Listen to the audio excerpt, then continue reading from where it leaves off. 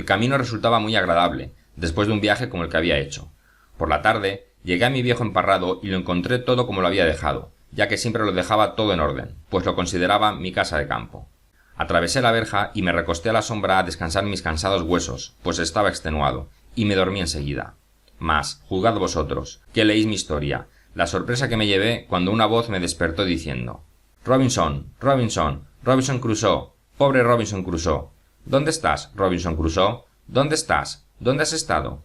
Al principio estaba tan profundamente dormido por el cansancio de haber remado o bogado, como suele decirse, durante la primera parte del día y por la caminata de la tarde, que no llegué a despertarme del todo, sino que me quedé entre dormido y despierto y pensé que estaba soñando que alguien me hablaba. Como la voz siguió llamándome: «Robinson Crusoe, Robinson Crusoe», me desperté, muy asustado al principio, y me puse en pie con una gran consternación. Pero tan pronto abrí los ojos, vi a mi Poll, apoyado en el borde del cercado, y supe inmediatamente que era él quien me llamaba, porque ese era el tono lastimero en el que solía hablarle y enseñarle a hablar. Lo había aprendido a la perfección y, posándose en mi dedo, me acercaba el pico a la cara repitiendo: «Pobre Robinson Crusoe, ¿dónde estás? ¿Dónde has estado? ¿Cómo has llegado hasta aquí?», y otras cosas por el estilo que yo le había enseñado. No obstante, aunque sabía que había sido el loro y que no podía ser nadie más, pasó un buen rato hasta que me repuse del susto. En primer lugar, me asombraba que hubiese podido llegar hasta allí y, luego, que se quedara en ese sitio y no en otro. Pero como ya sabía que no podía ser otro que mi fiel Poll, me tranquilicé y, extendiendo la mano, lo llamé por su nombre, Poll, y la amistosa criatura se me acercó, se apoyó en mi pulgar y, como de costumbre, acercó el pico a mi rostro y continuó hablando conmigo. «Pobre Robinson Crusoe, ¿cómo has llegado hasta aquí? ¿Dónde has estado?», como si se hubiese alegrado de verme nuevamente. Así me lo traje a casa conmigo. Estaba saturado de los reveses del mar, lo suficiente para meditar durante varios días sobre los peligros a los que me había expuesto. Me habría gustado traer mi bote de vuelta, de este lado de la isla, pero no sabía cómo hacerlo. Sabía que no volvería a aventurarme por la costa oriental, en la que ya había estado, pues el corazón se me apretaba y se me helaba la sangre al pensarlo. No sabía lo que podía encontrar en la otra costa, pero, si la corriente tenía la misma fuerza que en la costa oriental, correría el mismo riesgo de ser arrastrado por el agua y alejado de la isla. Con estas razones, me resigné a la idea de no tener ningún bote, aunque hubiese sido el producto de muchos meses de trabajo, no solo para construirlo, sino para echarlo al mar. Habiendo controlado mis impulsos, podrán imaginarse que viví un año en un estado de paz y sosiego. Mis pensamientos se ajustaban perfectamente a mi situación. Me sentía plenamente satisfecho con las disposiciones de la providencia y estaba convencido de que vivía una existencia feliz, si no consideraba la falta de compañía. En este tiempo perfeccioné mis destrezas manuales, a las que me aplicaba según mis necesidades, y creo que llegué a convertirme en un buen carpintero, en especial si se tenía en cuenta que disponía de muy pocas herramientas. Aparte de esto, llegué a dominar el arte de la alfarería y logré trabajar con un torno, lo que me pareció infinitamente más fácil y mejor, porque podía redondear y darles forma a los objetos que al principio eran ofensivos a la vista. Pero creo que nunca me sentí tan orgulloso de una obra, ni tan feliz por haberla realizado, que cuando descubrí el modo de hacer una pipa. A pesar de que, una vez terminada, era una pieza fea y tosca, hecha de barro rojo, como mis otros cacharros, era fuerte y sólida y pasaba bien el humo, lo que me proporcionó una gran satisfacción porque estaba acostumbrado a fumar. A bordo del barco había varias pipas, pero, al principio, no les hice caso porque no sabía que encontraría tabaco en la isla, pero, más tarde, cuando regresé a por ellas, no pude encontrar ninguna. También hice grandes adelantos en la cestería. Tejí muchos cestos, que, aunque no eran muy elegantes, estaban tan bien hechos como mi imaginación me lo había permitido y, además, eran prácticos y útiles para ordenar y transportar algunas cosas.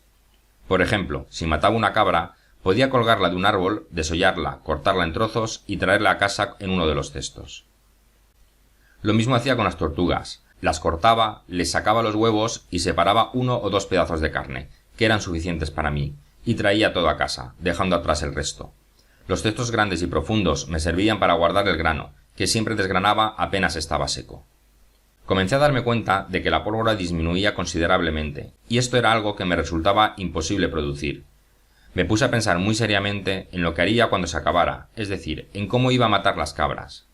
Como ya he dicho, en mi tercer año de permanencia en la isla, capturé una pequeña cabra y la domestiqué con la esperanza de encontrar un macho, pero no lo conseguí.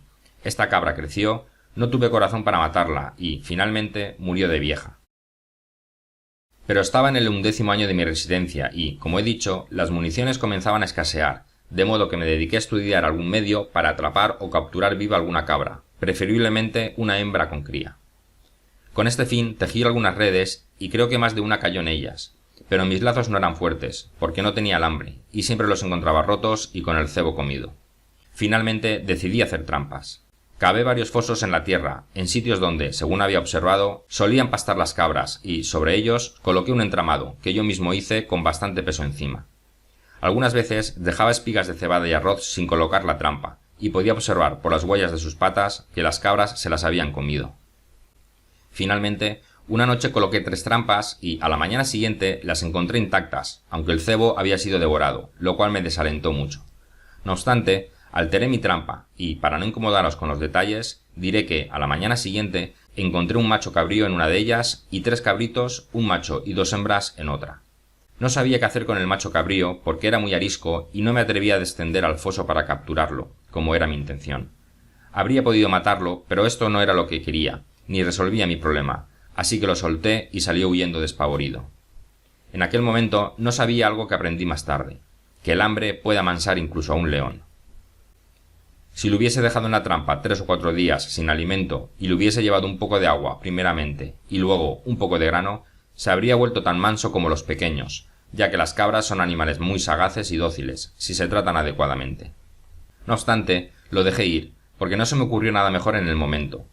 Entonces fui donde los más pequeños, los cogí uno a uno, los amarré a todos juntos con un cordel y los traje a casa sin ninguna dificultad. Pasó un tiempo antes de que comenzaran a comer, pero los tenté con un poco de grano dulce y comenzaron a domesticarse. Ahora me daba cuenta de que el único medio que tenía de abastecerme de carne de cabra, cuando se me acabara la pólvora, era domesticarlas y criarlas. De este modo, las tendría alrededor de mi casa como si fuesen un rebaño de ovejas. Luego pensé que debía separar las cabras domésticas de las salvajes, pues de lo contrario, se volverían salvajes cuando crecieran. Para lograr esto, tenía que cercar una extensión de tierra con una valla o empalizada, a fin de evitar que salieran las que estuvieran dentro y que entraran las que estuvieran fuera.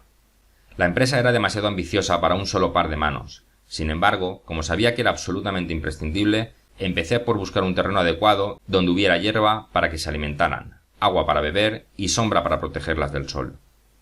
Los que saben hacer este tipo de cercados pensarán que tuve poco ingenio al elegir una pradera o sabana, como las llamamos los ingleses en las colonias occidentales, que tenía muchos árboles en un extremo y 2 o 3 pequeñas corrientes de agua. Como he dicho, se reirán cuando les diga que, cuando comencé, tenía previsto hacer un cercado de al menos 2 millas. Mi estupidez no era tan solo ignorar las dimensiones, ya que, seguramente, habría tenido suficiente tiempo para cercar un recinto de casi 10 millas, sino pasar por alto que, en semejante extensión de terreno, las cabras habrían seguido siendo tan salvajes como si se encontraran libres por toda la isla, y que, si tenía que perseguirlas en un espacio tan grande, no podría atraparlas nunca. Había construido casi 50 yardas de cerca cuando se me ocurrió esto. Interrumpí las labores de inmediato y, para empezar, decidí cercar un terreno de unas 150 yardas de largo por 100 de ancho. Allí podía mantener, por un tiempo razonable, a los animales que capturara y, a medida que fuera aumentando el rebaño, ampliaría mi cercado. Esto era actuar con prudencia y reanudé mis labores con nuevos bríos. Me tomó casi 3 meses hacer el primer cercado.